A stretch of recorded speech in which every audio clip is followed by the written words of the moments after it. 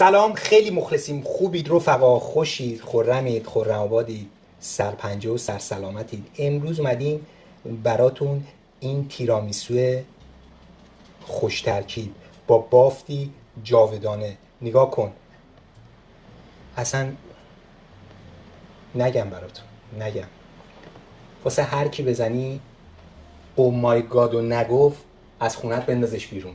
خیلی خوشگل شده. بزن بریم برای تهیهش ببینیم میخوایم چیکار بکنیم. تیرامیسو بازی امشب. برای شروع من از 25 گرم آب و 45 گرم شکر در داخل آب استفاده میکنم. آب و شکر رو من میذارم رو حرارت ملایم تا آبمون به جوش بیاد. همزمان که آبمون داره به جوش میاد، من اینجا 3 تا زرده تخم مرغ احتیاج دارم که میخوام زرده ها رو از سفیده جدا کنم. بریم زرده ها رو از سفیده جدا کنیم. 3 تا زرده تخم مرغ رو من انتقال میدم داخل یه ظرف دیگه و اینا رو از هم باز میکنم زرده ها رو و شروع میکنم زدن. شربت ما روی اجاقه و منتظریم تا قل بزنه. ورش داریم تا 10 ثانیه بهش 1 2 3 4 5 6 7 8 9 10 کافیه. خب حالا چرا من این کارو کردم؟ الان میخوام شربت رو اضافه کنم به زرده تخم مرغ. زرده تخم مرغ رو من چقدر زدم؟ به اندازه 2 دقیقه. یه ذره رنگش روشن‌تر شد، زرده‌ام از هم باز شد و این شربتمو کم کم میخوام اضافه کنم به زرده تخم مرغ. یه دفعه اضافه نکنید چون زرده هاتون میپزه و لایه به لایه میشه. حالا چرا ما این کارو میکنیم؟ به خاطر اینکه زرده ها رو یه ذره از خامی در بیاریم و طعمش رو خوشمزه تر بکنیم. زرده هامون رو تا حدی میزنیم که رنگش روشن بشه، به سمت سفیدی بره. خب زرده ما کاملا به سمت سفیدی رفت، روشن شد. اینجا من یه ذره وانیل به اندازه 1/8 قاشق چایخوری میزنم داخل زرده. اگر اسانس وانیل هم داشتید میتونید 1 قاشق چایخوری اضافه بکنید. اینم با وانیل هم خورد. الان اینو میذاریمش کنار. اینجا من 10 گرم ژلاتین از نوع پودری دارم و استفاده کردن این خیلی راحت تره. من اینجا به اندازه 10 گرم 3 تا قاشق غذاخوری آب به ژلاتینم اضافه میکنم. یه همه کوچیک میزنیمش. آبی که استفاده من کردم آب سرد بود. میذاریم ژلاتینو تا 10 دقیقه برای خودش استراحت بکنه، ژلاتینمون باز بشه. ژلاتینی که من استفاده کردم این ژلاتینه، مارکش هم ببینید. این مارک هم ورقه‌ای داره هم پودری. اینجا من پنیر ماسکارپونه دارم. پنیر ماسکارپونه با 35% چربی. پنیر ماسکارپونه اصلا پنیر نیست که شور باشه و یه طعم کاملا خامه‌ای شکل داره و طعم خامه غلیظ. این پنیر تنها و تنها و تنها پنیریه که شما میتونید بزنید داخل تیرامیسوتون و بافت تیرامیسو با همین پنیره که میشه یه تیرامیسو درجه 1. جایگزین نذارید بهتره و من بهتون پیشنهاد میکنم که فقط از این پنیر توی تیرامیسوتون استفاده بفرمایید. به اندازه 240 گرم پنیر ماسکارپونه احتیاج دارم. من پنیر ماسکارپونه رو ریختم داخل ظرف و شروع کنید هم زدن پنیر ماسکارپونه‌تون و از هم بازش کنید. از هم که بازش میکنید یه ذره بافتش نرمتر میشه و میتونید راحت‌تر اینو به مواد دیگه اضافه کنید. الان این زرده‌ای که من از قبل زدم و من یه همش میزنم و شروع میکنم توی 2 مرحله به پنیر ماسکارپونه اضافهش میکنم. یه مرحله اینجا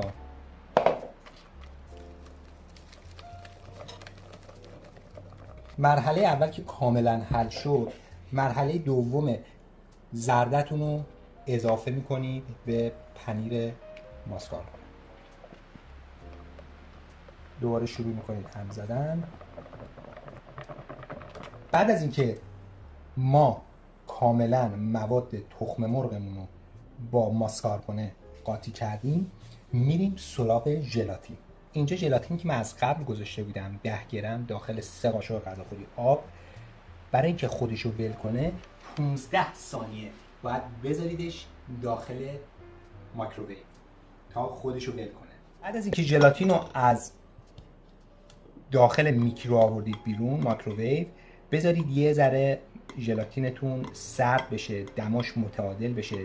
اگر داغ اینو بزنید توی موادتون ممکنه موادتون رو گوله گوله کنه. مایکروویوها قدرتشون همه مایکروویوها یکسان نیست. من گفتم 15 ثانیه، مایکروویو ما بعد از 7-8 ثانیه ژلاتین ما رو شروع کرد آب کردن.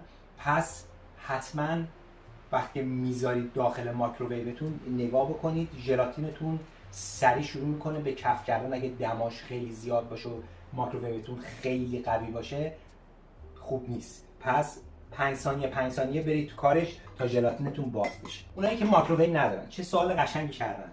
اونایی که مایکروویو ندارن میتونن به حالت بنماری ژلاتین رو بریزن داخل یه ظرف فلزی و بذارن روی بخار آب و ژلاتین رو شروع کنن به نرم کردن و آب کردن. خیلی هم روش صحیح و درستیه این کار.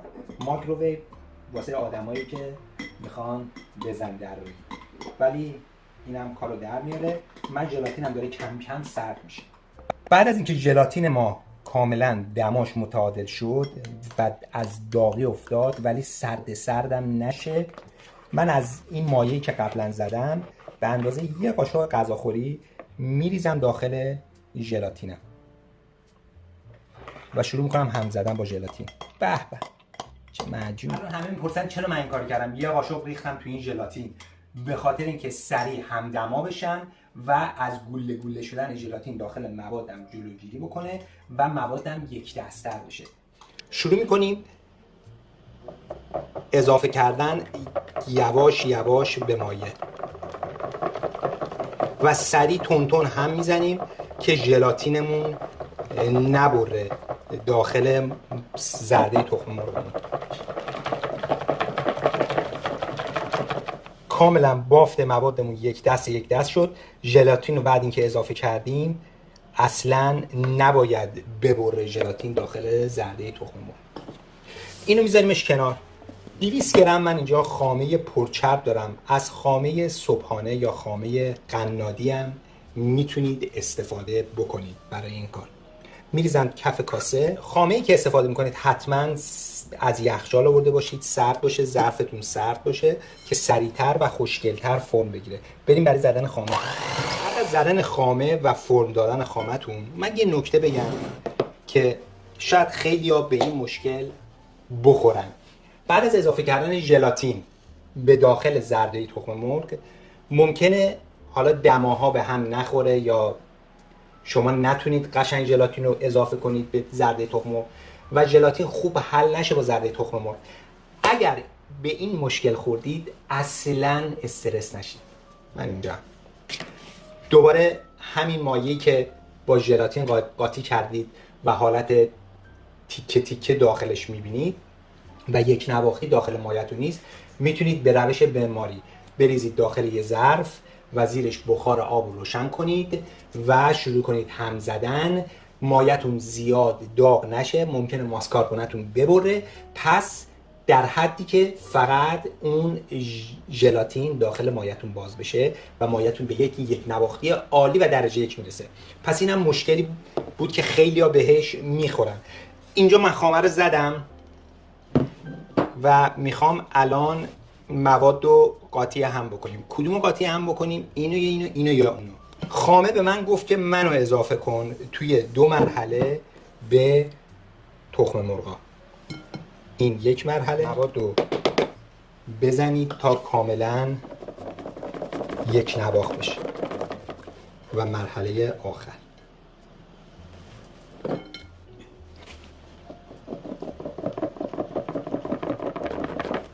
بعد از هم زدن خامه داخل زرده تخم مرغ و ژلاتین به یه بافت یک نواخت و خامه شکل میرسید. بریم قیفش کنیم و برگردیم. قهوه‌ای که من میخوام استفاده کنم برای تیرامیسو از قهوه فوری، خونگی، سریع، آب، شکر، قهوه اصلی تیرامیسو اورجینال که ما خودمون شخصا استفاده میکنیم داخل محل کارمون، از دبل اسپرسو، قهوه غلیظ مردافکن و لیکور آمراتو از ایتالیا که یه طعم تلخ بادومی داره، طعم عمیقی میده به تیرامیسوتون. ما از این استفاده میکنیم، ولی خونگیش خیلی این مدل همه پسندتر و جذابتره. بریم ببینیم میخوایم چیکار بکنیم. اینجا من 3 گرم قهوه دارم، حالا هر مدل قهوه‌ای که داشتید کفایت میکنه. 60 گرم آب و 7 گرم شکر. با یه قاشق هم میزنم. آبی که من استفاده کردم آب داغ بود، ولی میذاریم یه ذره قهوه‌مون سرد بشه. قالبی که من استفاده میکنم برای تیرامیسو قالب سیلیکونی نیم دایره‌ای هستش. شما از هر قالبی که دوست داشتید میتونید استفاده بفرمایید. این مواد انقدر عالیه که تو هر قالبی بریزی شکل خودشو میگیره. بریم برای قالب زدن. من شروع میکنم پر کردن مواد داخل قالب. قالب رو من زیاد پر نمی کنم چون که جا واسه بیسکویت قالبم میذاریم. بریم برای استفاده بیسکویت داخل تیرامیسو. بیسکویتی که من استفاده میکنم مخصوص تیرامیسو هست، لیدی فینگر. 2 دفعه گفتم به زبون بریتیش و امریکایی. فقط از این بیسکویت میشه داخل تیرامیسو استفاده کرد. ساق طلایی، ویفر موزی هیچی نمیشه داخل این. چون که چرا؟ دلیل داره. حالا چرا فقط این بیسکویت های دیگه وقتی که میذاری داخل تیرامیسو خودشونو ول میکنن و از بین میرن و اون بافت تیرامیسو رو خراب میکنن، ولی این بیسکویت یه بافت کیک مانند داره و اسفنجی مانند که وقتی میره داخل تیرامیسو خودش رو حفظ میکنه و تیرامیسو رو خراب نمیکنه. پس بدین دلیل این استفاده میشه داخل تیرامیسو. و قسمت شکریش به سمت روی تیرامیسوه. پس من اینو از وسط نصف میکنم و البته بستگی به قالبی که داره شما میتونید نصف کنید. قالبی که داری شاید بزرگتره، ولی قالبی که من دارم باید نصف بشه. در زمان این بیسکویت ها داخل قهوه چقدره؟ اصلا زیاد نیست. ببینید 1 2 3 ثانیه تمام و این قسمت قهوهشو کاملا میگیرید و این قسمت شکریش میره روی تیرامیسو، فشارش میدید به سمت داخل. تمام. به همین زیبایی. زمانی که شما بیسکویت ها رو فشار میدید داخل تیرامیسو، مایه خودشو پس میزنه به سمت بالا و قالب شما رو پر میکنه. ما میخوایم با یه همچین کاردکی روی قالب ها رو صاف بکنیم از 2 طرف. بعد از قالب گیری میذاریمشون داخل فریزر تا خودشونو کاملا بگیرن و خوشگل مامان بشن. تقریبا فکر میکنم 2-3 ساعت طول میکشه تا خودشونو بگیرن. بریم و برگردیم. بعد از اینکه تیرامیسوهای ما خودشو گرفت توی فریزر و کاملا یخزد، من اینا رو میخوام به صورت گرد در بیارم. این قالب سیلیکونی ها رو اینجوری برمیگردونم روی هم به این صورت متقارن با هم. مطمئن میشیم که این روی اینه کاملا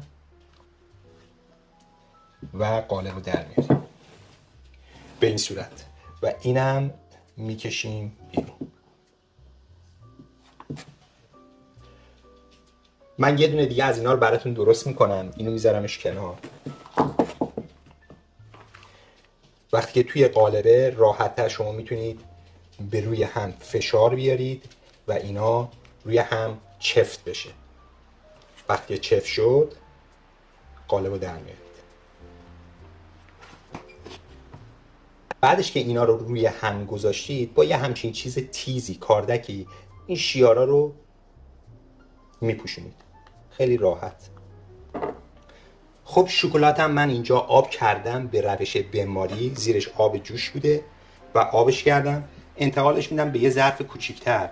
این خوشگل طلاها رو من میارم یه سیخ میکنم داخلش. من این گوله برفی خوشگل تیرامیسو رو میکنم توی شکلات آب شده. دفعه پیش ما گفتیم کاکائو، همه اومدن نوشتن که او کاکائو چی؟ شکلات آب شده.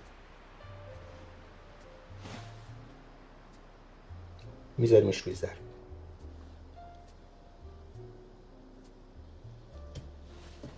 این نوک سوراخ‌ها هم که جای سیخه با هم یه ذره کاردک بزنید روش پر میشه، هیچ مشکلی نداره. بریم بذاریمشون داخل یخچال تا تیرامیسوهای ما کاملا خودشونو باز کنن و به حالت طبیعی خودشون برگردن. بریم بذاریمشون ببینیم چیکار می‌خوایم بکنیم. دوستان برگشتیم، تیرامیسوهای ما یخش باز شد داخل یخچال و الان موقع تست کردن و تعریف مزه این تیرامیسو برای شماست. بافت این تیرامیسو خوش ترکیب رو بهتون نشون بدم. وای خدای من، جلو دوربین چقدر لطیف، چقدر زیبا. بزنم به سلامتی همتون.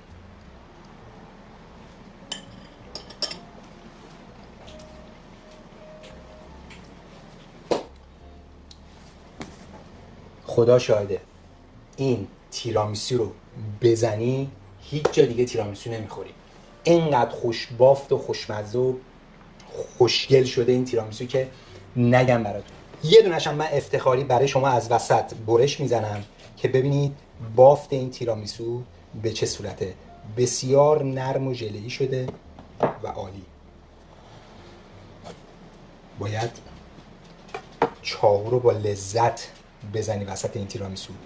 اینم از داخلش اینقدر نرم و لطیف شده که میگه فقط منو بخور، دست به من نزن. این رسیپی رو بزنید تو خونهاتون، لذتشو برید. برای هر کی این تیرامیسو رو بزنی جلوش بذاری لنگ و پنگ کرده و رفته. میگه من از دنیای آشپزی در حضور شما خداحافظی میکنم. حتما تو خونهاتون بزنید و لذتش برید. لایک قشنگه رو بزن، سابسکرایب یادتون نره، کامنت هم برامون بنویسید، خوشحال میشیم. زنگوله رو هم بفرستید. تا برنامه دیگه، تا یه کار جدید دیگه، تا یه زیبانمایی دیگه، تا یه هنر دیگه، همه رو خدای بزرگ میسپارم. خدا نگهدارتون. شب خوش. خانم آقایان، خداوند ایران زمین نگاهبان شما باشه.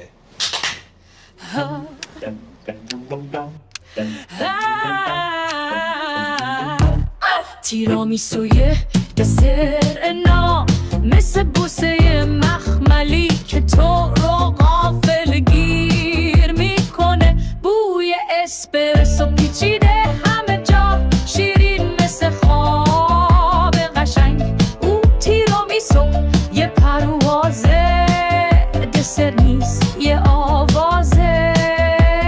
کافی با ماسکارپونه، لایه لایه عشق، لایه لایه رویا، یک ملودی زیبا. با هر قاشق حرف میزنه، با قلبت تیرامیسو میکشه تو رو بالا، میبره تا سموونا تا ستاره ها. او تیرامیسو یه شف میدان چی یک شاکار، مثل بوسه ای مخملی که تو رو غافل گیر میکنه. هر قاشقش یک رویاست. لایک و کامنت بنویس، سابسکرایب بیادت نره. این خوشمزگی ها رو با دوستات اشتراک بذار.